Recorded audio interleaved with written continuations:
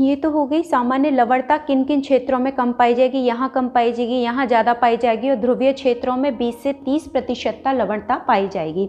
अब ऐसे सागर जो आंशिक रूप से घिरे हुए हैं, देखिए ये तो खुले हुए सागर हैं। अब मैं इस डायग्राम को थोड़ा और साफ बना देती हूँ जिससे हमें चीज़ें समझ में आ जाएं, क्योंकि हम अभी क्षैतिज लवणता पढ़ रहे हैं। लंबवत लवणता का टॉपिक मैंने 2 भागों में लवणता को बांटा है, क्षैतिज लवणता और लंबवत लवणता। तो क्षैतिज लवणता का अगला टॉपिक समझने के लिए मैं दोबारा से डायग्राम को, जिससे उनमें चीज़ें मेंशन हो जाएं।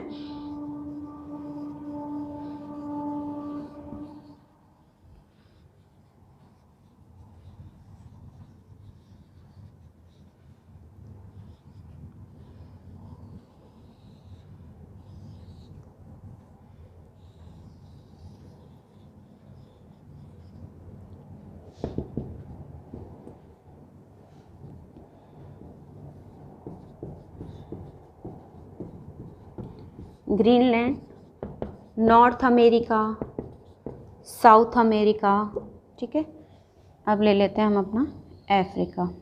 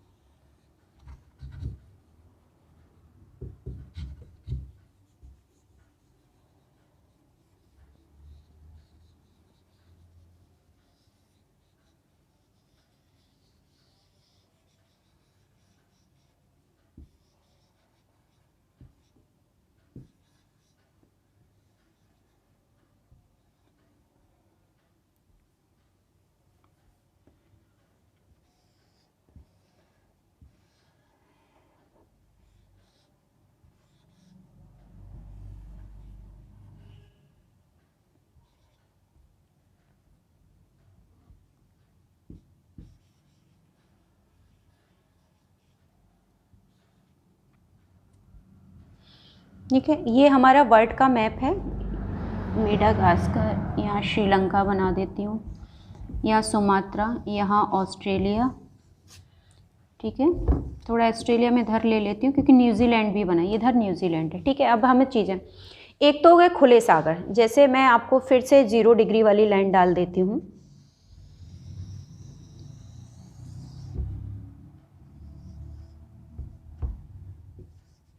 इंडोनेशिया वाला पार्ट आ जाएगा इधर, ये हमारा अफ्रीका, ये हमारा यूरोप और ये पूरा इलाका हमारा एशिया आ जाएगा। ये भारत है और यहाँ हमारा चीन आ जाएगा। ये मैं जापान भी बना देती हूँ, ये है जापान, ठीक है। यहाँ हो गया हमारा प्रशांत महासागर, यहाँ हो गया अंध महासागर, यहाँ हो गया हमारा हिंद। अगेन यहाँ प्रशांत महासागर आ जाएगा, यहाँ आर्कटिक आ जाएगा, ये अंटार्कटिका वाला, ठीक है। ये क्षेत्र हमने मेंशन कर लिए। अब इसमें बात हो रही है कि क्षैतिज रूप में लवणता का कैसे प्रभाव पड़ रहा है। क्षैतिज रूप की बात करें तो मैंने खुले सागर, देखिए इस सागर का जल इससे लिंक हो रहा है, अंध महासागर का हिंद से हो रहा है, तो खुले सागर हैं, सब आपस में संपर्क लिए हुए हैं, तो लवणता को आदान प्रदान करते हैं। और हवाओं के माध्यम से भी, मैंने कहा था लवणताएं धाराओं के माध्यम से आगे बढ़ती हैं। लेकिन कुछ ऐसे सागर हैं जो कि पूरे तरह से खुले नहीं हुए, कुछ क्षेत्र खुले हुए हैं, जैसे कि मैं इस क्षेत्र की बात करूं, ठीक है। ये जो हमारा सागर है, ये मैं इसमें अलग से इंडिकेट कर रही हूं, ये सागर है हमारा भूमध्य सागर। अब भूमध्य रेखा के पास में ढूंढिएगा, अफ्रीका और यूरोप के बीच में जो सागर है भूमध्य, ये हमारा है बाल्टिक सागर, ठीक है। अब एक मैं यहाँ पे एक और कर रही हूँ, बांस जल डमरू मध्य, जो कि ऑस्ट्रेलिया और न्यूजीलैंड के पार्ट को जोड़ने का, बांस जल डमरू मध्य के माध्यम से हो गए। देखिए ये आंशिक रूप से गिरे, इधर स्थल है, इधर स्थल है, लेकिन इधर से अंध महासागर के जल से जुड़ा हुआ है। इसी तरीके से अगर मैं यहाँ पे ये ब्रिटेन वाला हिस्सा यहाँ पे बना दूँ यहाँ से, तो यहाँ पे जो सागर आएगा ये वाला, ये आ जाता है अपना उत्तरी सागर, ठीक है। यहाँ पे मैं अगर दोबारा से मेंशन करूँ तो ये आ जाता है हमारा कैरेबियन सागर, कैरेबियन सागर। और ये जो मैंने ऐसे इंडिकेट किया, यहाँ पे मैं अगर पानी भरूं तो ये कैलिफोर्निया है, कैलिफोर्निया, ठीक है, कैलिफोर्निया खाड़ी कह लो, सागर कह लो, ये वाला क्षेत्र, ठीक है। तो मैंने पर्टिकुलर कुछ क्षेत्र, तीन ओर से तो ज़मीन से घिरा है, लेकिन यहाँ पे क्या है, एक तरफ से समुद्री जल से, बड़े महासागर से जुड़ा हुआ है, तो पानी का आदान प्रदान हो रहा होगा। लेकिन इसके अलावा इसमें कुछ नदियाँ आके, जैसे यहाँ टंगानेका झील से नील नदी आके उल्टी बहती है दक्षिण से उत्तर की ओर, नील नदी का पानी आ जाएगा तो कुछ लवणता को क्या कर देगा, कम कर देगा। ऐसे ही बाल्टी सागर में यहाँ से यूरोप से बहने वाली नदियाँ कुछ आके गिरती हैं, तो अन्य क्षेत्रों की अपेक्षा यहाँ लवणता क्या हो जाएगी, कम पाई जाएगी। और तो नहीं, लेकिन कंपैरिजन करेंगे इसकी और इसकी, बड़े सागर के छोटे महासागर, तो इसकी लवणता थोड़ी सी क्या हो जाएगी, कम पाई जाएगी। ऐसे ही बिस्के की खाड़ी में, क्योंकि ऑस्ट्रेलिया को देखो मरुस्थल का क्षेत्र है, लेकिन यहाँ पे भी तो डार्लिंग और नदी और जो ये नदी आके गिरती है, तो इस क्षेत्र में लवणबाज जल डमरू मध्य के पास लवणता को क्या कर देगी, कम कर देगी। अब देखिए ये जो क्षेत्र है, ये चिड़िया जैसी जो आकृति बैठी है, ये है हमारा कैस्पियन सागर, कैस्पियन सागर, ठीक है। ये मैं एशिया हटा देती हूँ, कन्फ्यूजन ना हो। कैस्पियन सागर क्या है, तो यहाँ पे ये उल्टा वाई जैसा यूराल नदी आके गिरती है, यूराल और वोल्गा नदी।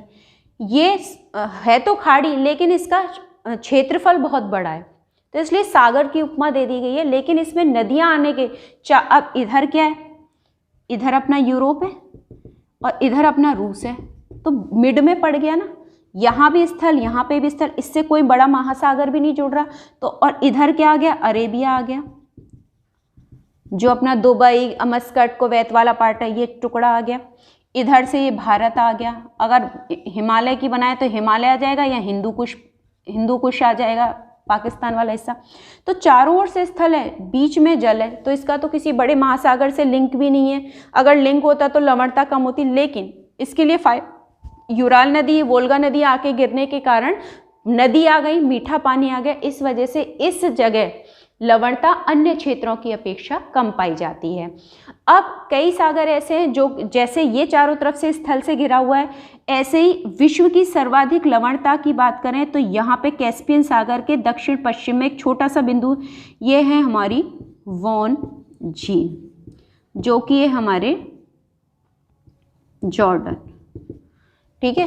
विश्व की सबसे अगर लवणीय झील है, इसकी 330% लवणता पाई जाती है। जीके का क्वेश्चन है कि विश्व की सबसे लवणीय झील कौन सी है, हमारी वॉन झील है। इसलिए आपको ये विशेष रूप से ध्यान रखना पड़ेगा वॉन झील के बारे में। कुल लवणता कितनी है, तो 330% इसकी लवणता है, इसलिए आपको ये ध्यान रखनी पड़ेगी। कहाँ पे है एक्चुअली वॉन झील के, अगर मैं यहाँ से देखूँ तो अगर यहाँ से लिंक करें तो जॉर्डन तुर्की की सीमा पे, टर्की की सीमा, ठीक है, टर्की की सीमा पे आता है। दूसरे नंबर पे जो आती है यहाँ पे, ये है हमारा, यहाँ मेंशन करें, मृत सागर, दूसरे नंबर पे 238% इसकी लवणता है, ठीक है। अगर एक और मेंशन करें, ये कैलिफोर्निया के पास एक यहाँ पे जो अपना रॉकी पर्वत जाता है, ये रॉकी पर्वत जा रहा है, इसके इधर भी देखें तो यहाँ एक आपको डॉट मिलेगा, ये है ग्रेट साल्ट लेक, जो कि कहाँ है, यूएसए में। ये क्या है, इनमें कोई नदी आके नहीं गिर रही है, और इसमें जो पानी है उसमें कंटिन्यू क्या हो रहा है, हवा के माध्यम से, यहाँ अरब के क्षेत्र से हवाएं आएंगी तो लवणीय तत्व लेके आएंगी। अफ्रीका की बात करें तो यहाँ सहारा का मरुस्थल है, तो यहाँ से हवाएं जाएंगी, लवणीय कण लेके जाएंगी, तो इनमें लवण तो पड़ रहे हैं, और लवण आने के कारण वाष्पीकरण नहीं हो पा रहा, तो लवण की संख्या बढ़ने के कारण ये क्या हो गई है, बहुत ही खारी हो गई हैं। खारी होने के कारण इनका घनत्व भी ज़्यादा है। तो विश्व की सबसे खारी झील आपके कहें तो वॉन झील है, फिर आपका मृत सागर है, और फिर अमेरिका में यूएसए में ग्रेट साल्ट जो लेक है। ये आपको तीनों याद रखनी है क्योंकि इंपॉर्टेंट है जीके के अकॉर्डिंग भी, और आपके इसी वजह से मैं आपको मैप के माध्यम से बता रही हूँ जिससे आपको याद रहे। ठीक है। तो ये जो आपकी प्रक्रिया है, अब मैंने भूमध्य सागर बताया, लाल सागर या फारस की, जैसे भूमध्य सागर 3 ओर से घिरा हुआ है, ऐसे ही देखिए आपका लाल सागर की बात करें, 1 मिनट मैं इसको यहाँ बढ़ा देती हूँ। ये जो क्षेत्र है पतला वाला, ये हमारा आ जाता है लाल सागर।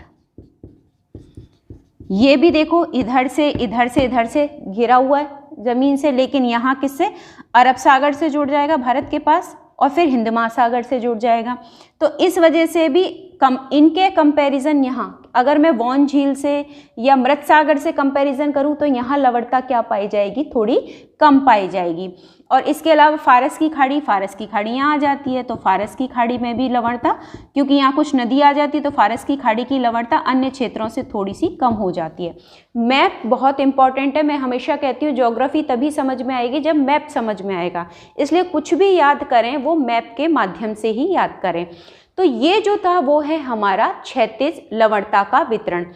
अगर हम इसी वितरण को लंबवत रूप में बात करें,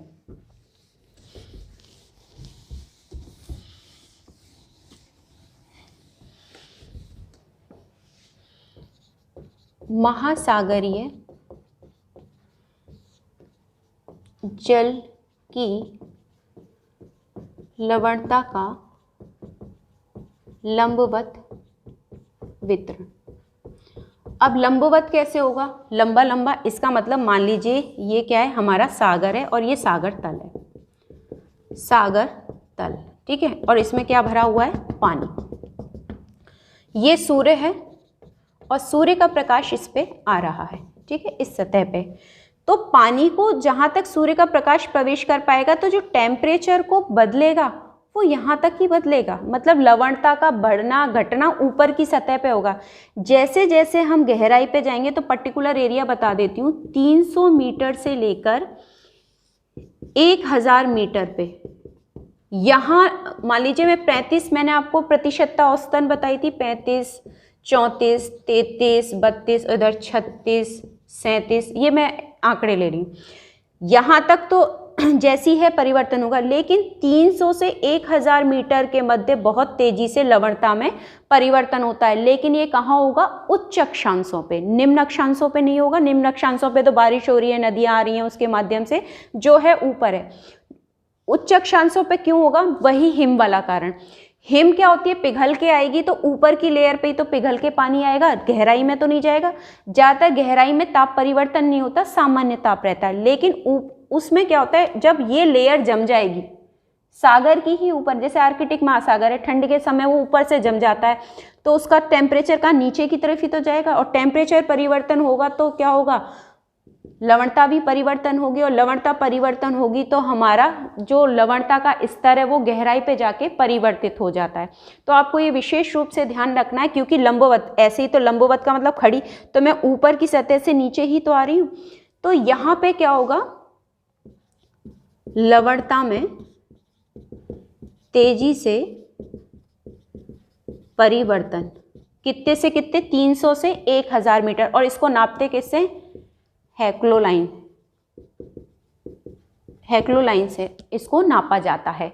तो इसमें आपको ये विशेष रूप से ध्यान रखना है कि किस नाम से लवणता का अगर मापना किया जाए, तीव्र, इसको हेलोक्लाइन या अगर पर्टिकुलर आपको वर्ड में लिखूं तो मैं यहाँ बाहर लिख रही हूँ क्योंकि छोटा, हेलोक्लाइन किसके लिए लिया जाता है, लवणता के लिए।